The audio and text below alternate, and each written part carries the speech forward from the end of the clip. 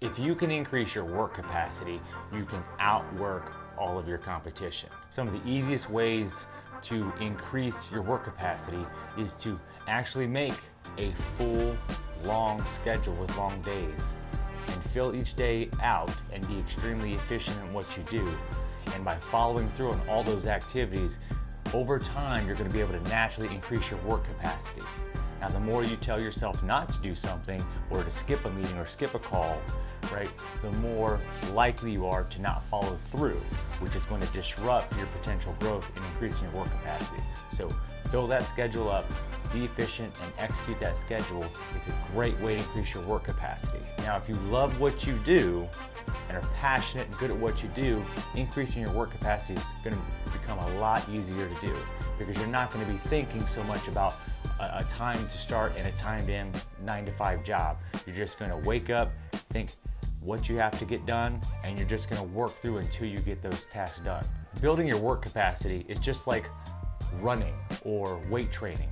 You build up your endurance over time, but it's important to start on day one and start doing the work and build up that endurance over time. Then it will just become habit and be way easier to execute. As an example, you might just start out in your first mile run, only run a 12-minute mile pace.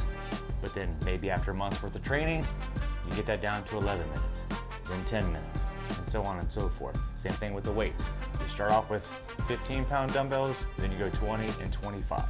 The key is just execution, sticking to the plan, and always following through. So instead of thinking that it needs to be tied to, say, a 40-hour 9-to-5 work week, maybe the week one you push it to 50 hours, and then 54 hours, and then 58 hours. And maybe you have to push back past 5 days a week and go in 6 days a week. And sometimes, guys, you just got to go 7 days a week to build your business and build your brand, because that's what it takes. I know that can sound crazy as people talk about work-life balance, but what is important? What's most important to you? Do you really want to start your business? Do you really want it to be successful? How successful do you want it to be? How bad you want those goals and those dreams? Your schedule and how you execute that schedule is going to dictate where you go and how far you go in terms of your business. As a small business owner, you have the ability to outwork some of these larger corporations, especially if you're using your creativity. After all, there is no shortcuts, guys. It's not going to be easy. Small business is not easy. Establishing a brand and growing is not an easy task. Not everyone can do it. So it's important to understand that term balance. It's tricky because in a way to be successful and to reach certain levels of success, balance it's an illusion, right? What you really need to focus on is managing your time. How you need to dictate it, what's toward your business, if you have family, spouse, kids. How you manage the time is the factor that matters most, not so much about just balancing, this is my work hours and this is my off hours. Okay, it's really important because, as an example for me, I have to get up and get my training done before my kids wake up, because if not, it can really disrupt my day. So by getting that done, it's a task that I can get done, it gets me moving, gets me motivated, and gets me energized for the day. Likewise, at the end of the day, I usually spend anywhere from another 30 to 60 minutes after I put my kids to bed to really focus on some of my creative content and things I want to do for the next day, the next week. Having a high capacity work output that is sustainable, it makes it a lot easier to grow the business and outwork all your competitors in the long run. A lot of people talk about having a vision and having a plan, but sometimes where we fall short is in the third component, execution. And work capacity is where the execution comes in. In increasing your work capacity, you also have to factor in lifestyle choices. What time you go to bed, what time you get up, how much water you're getting, the food you're putting in your body.